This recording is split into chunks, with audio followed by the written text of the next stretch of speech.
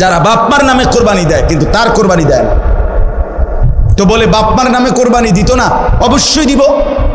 বাপের যদি একটা লুঙ্গি লাগে, এর লাগে কি ফুতের লুঙ্গি কিনতো না? কথা কন না কেন? বাপের যদি একটা জামা লাগে, তো এর লেগে কি বাপের জামা আমি দিছি দেখা আমি আর খালি গায়ে আটমু নাকি? তো তাহলে এটা কথা হইলো কোনো? বাপের নামে কোরবানি দিলাম দেখা, মার নামে কোরবানি দিলাম দেখা আমি কোরবানি দেব না, এটা কোন কথা?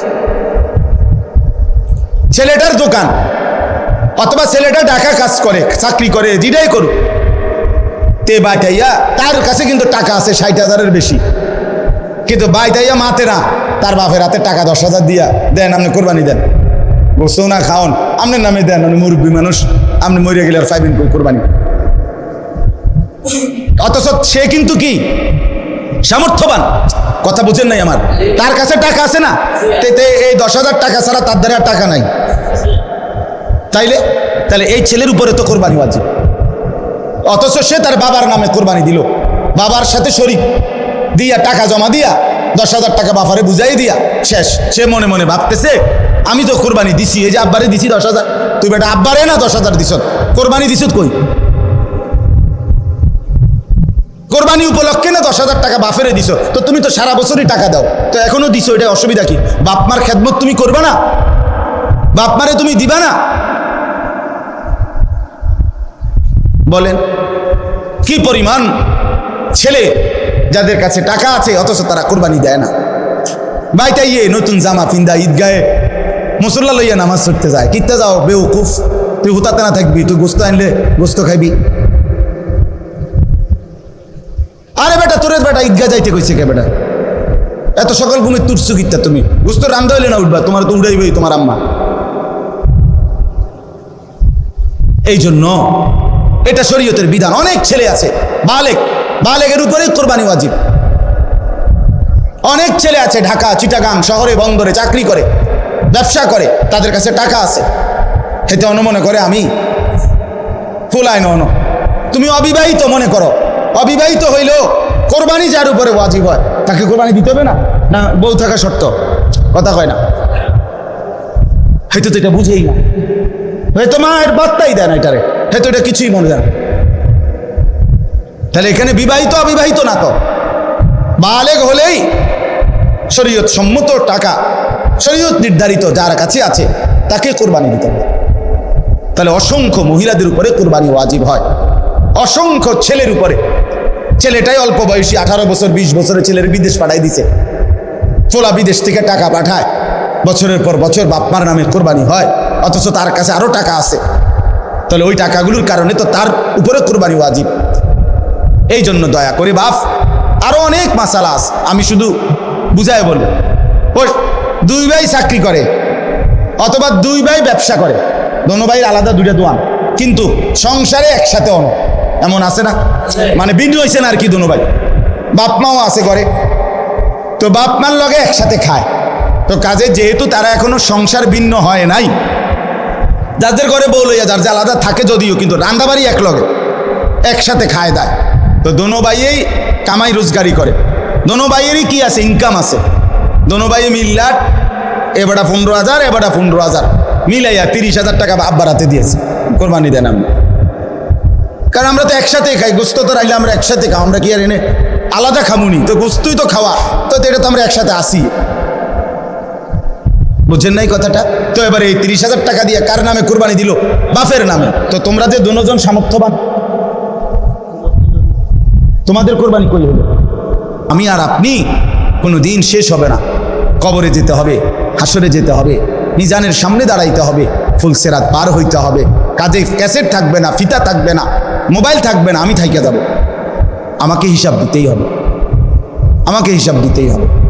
এই জন্য বন্ধুরা মনে রাখতে হবে, সমবয়সী বন্ধু তোমার এই আড্ডার সঙ্গী কবরের সঙ্গী না, আখিরাতের সঙ্গী। যে কিছুক্ষণ টাকা পয়সা, মোবাইল অথবা শরীরের ফুর্তি করার সামর্থ্য আছে, ওটুকুরই সঙ্গী, ফুরায় গেলে আর নাই।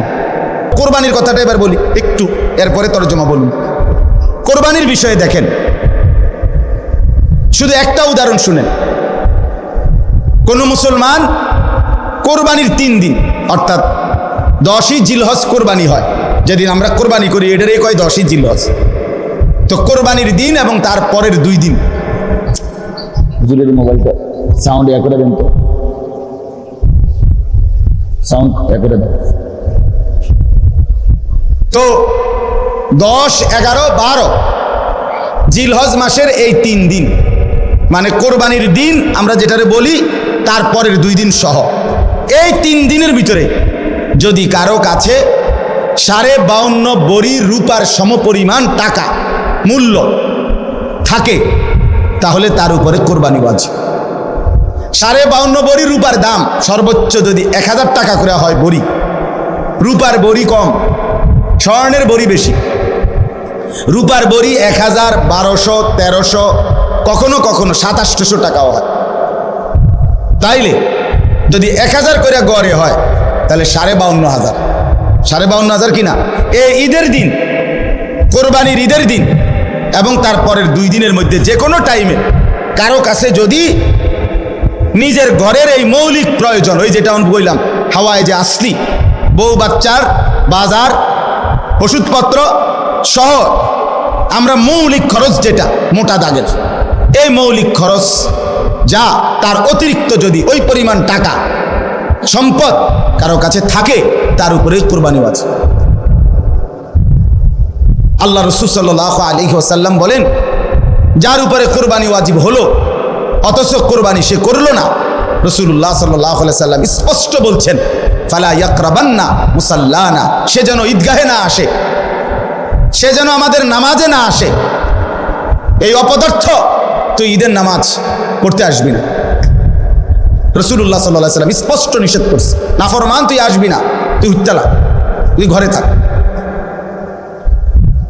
বলেন, তাইলে জিলহজ মাসের এই 3 দিন, কোরবানির 3 দিন, মনে করেন আপনি গতকালকেও আপনার কাছে টাকা ছিল না, কিন্তু আজকে কোরবানির দিন বা তারপর দিন সকালবেলা আপনি একজনের থেকে 70,000 টাকা পাইতেন, এবার আজকে দিছে টাকা, ভাইটাই সেই ঈদের উপলক্ষে এই টাকাটা আজকে দিছে।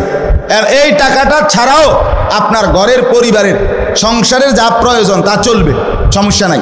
এই টাকাটা তো আমি ধরছি না হিসাব, এই আজকেই টাকাটা পাইছেন, আজকে তো আগামী এই 3 দিনের সন্ধ্যার আগে আগে আপনার জন্য কোরবানি ওয়াজিব। যে মহিলার কাছে স্বর্ণ আরো কিছু নগদ টাকা আছে, দুইটা মিলাইয়া যদি, যেমন একজন মহিলার কাছে মনে করেন 1 বড়ি স্বর্ণ আছে, 2 বড়ি 1.5 বড়ি, এটা তো থাকেই, একেবারে ন্যূনতম 1-1.5 বড়ি স্বর্ণ তো যে কোনো মহিলারে আছে, বুড়া বেড়ির ভিতরে আছে, মহিলারও আছে, একেবারে গরিব বুড়া আবার ঘরেও আছে।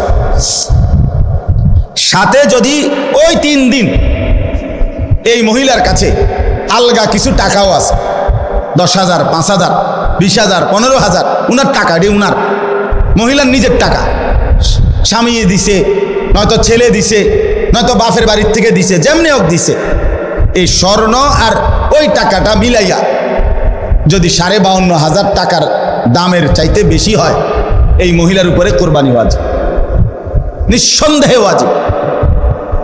তাইলে 1 বড়ি স্বর্ণের দাম তো হলো 80,000, ওনার কাছে আরো আছে 5,000 ব্যক্তিগতভাবে টাকা, তো 85,000 ধরেন, তো 85,000 টাকা 52,500-এর চাইতে কম, তো তাইলে এই মহিলার উপরে কোরবানি ওয়াজিব হলো কিনা? কই আমাদের সমাজে কয়জন মহিলার কোরবানি দেয়? বেটিতে গুস্তও না খাবায় কিন্তু কোরবানি কই, রুটি গুস্তও না খায় উনি কিন্তু কোরবানি হইল কই না। রাসূলুল্লাহ সাল্লাল্লাহু আলাইহি ওয়াসাল্লাম বলেন, যে ব্যক্তি সামর্থ্য থাকার পরেও কোরবানি করলো না সে যেন আমাদের নামাজে না আসে। কি পরিমাণ ধমক দিছে! তাহলে আমি এই 2টা মাসালা আপনাদের বুঝাই, কোরবানির বিষয়ে বোঝা দরকার। আপনি মনে করেন ছেলেটা বিদেশ, অধিকাংশ মানুষের ছেলে বিদেশ আছে, তাহলে সে টাকা রোজগার করে, এখন হে প্রত্যেক মাসে বা 2 মাসে 3 মাস পর পরই বাফেরে 20,000, 30,000 টাকা দেয়, এই ছেলেটা বাফের লাগিয়া পাঠায়, বাপ মার লাগে। এখন কোরবানির সামনে এই উপলক্ষে ছেলেটা 30,000 টাকা পাঠাইছে, অথবা অন্যান্য বারের চাইতে 5,000 বেশি পাঠাইছে। ধরেন আগে পাঠাইতো সবসময় 30,000, যেহেতু কোরবানি এই জন্য পাঠাইছে 40,000, কথার কথা। 10,000 বেশি পাঠাইছে। এখন এই টাকাটা দিয়া ছেলেটার মা এবং বাপের কোরবানি করছে, বাপ মার নামে কোরবানি দিছে। এখন ছেলেটা, তার কাছে তো টাকা আছে, তাতে শুধু 30,000 টাকা না, তার কাছে তো তার ব্যক্তিগত জমানো টাকা আছে। তো তার কাছে তো অবশ্যই 52,500 টাকার অতিরিক্ত টাকা তার কাছে ব্যাংকে হোক যেখানে হোক তার কাছে জমা আছে না? কথা বলেন না কেন? তাহলে এই ছেলেটার উপরে কোরবানি